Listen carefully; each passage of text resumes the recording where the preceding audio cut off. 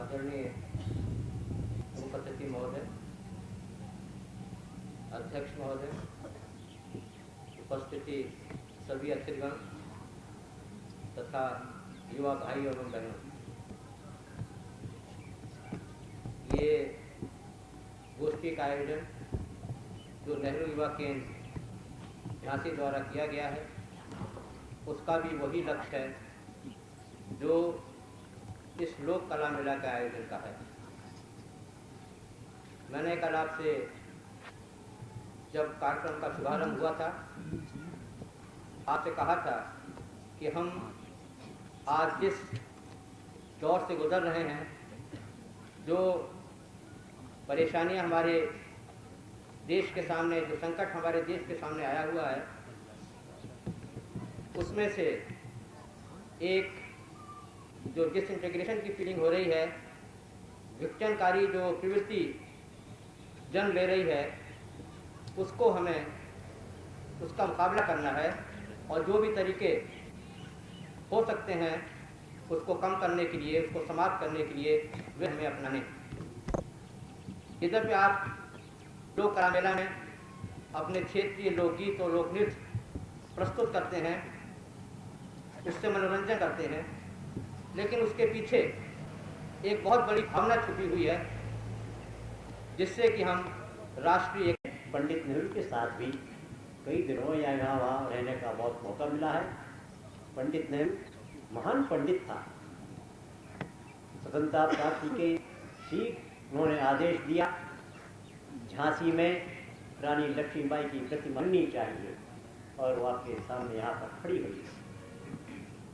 हमारी राजधानी दिल्ली पार्लियामेंट भवन के सामने रानी झांसी माँ, जब आप देखेंगे, ये है हमारी राष्ट्रीय भावना। और भले ही आज 40 वर्ष में स्वतंत्रता प्राप्ति होते हो गए हैं, लेकिन उसके पहले क्या अवस्था थी, ये तो पुराने या बूढ़े आदमी ही समझ सकते हैं। कितनी गरीबी थी। आजकल भी यहाँ पर हमारे अधिकारीगण और आप सब लोग जानते हैं कि आर्थिक विषमता बहुत बड़ी आर्थिक विषमता है, परंतु मैंने देखा है, क्यों, ठीक मैं आज 80 साल का हूँ।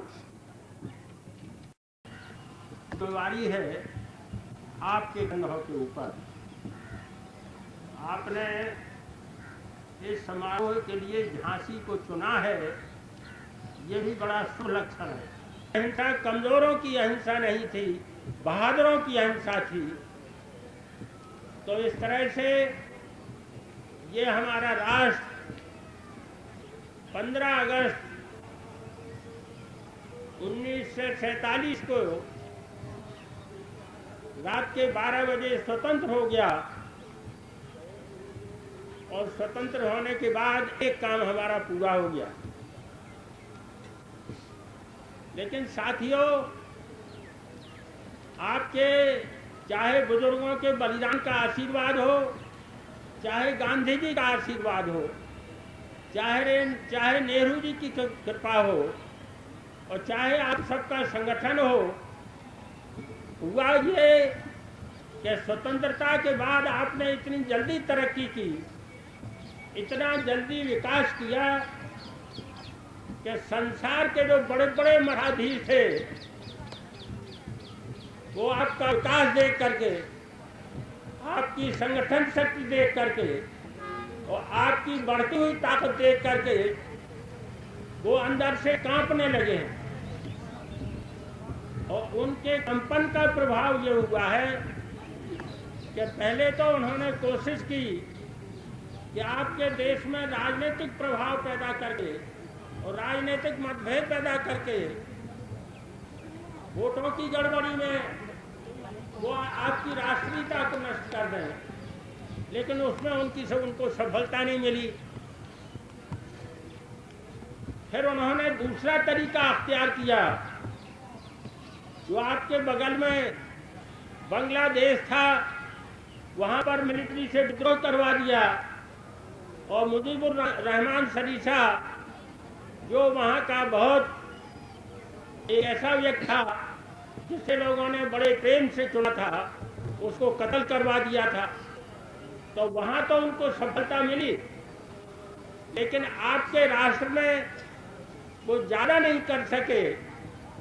होते करते इतना उन्होंने किया कि आपकी जो प्रिय नेता थी इंदिरा जी, जो देश का नहीं संसार का नेतृत्व करने लगी थी,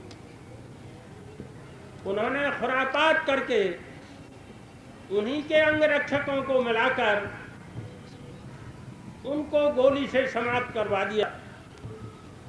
कहते हैं कि उस समय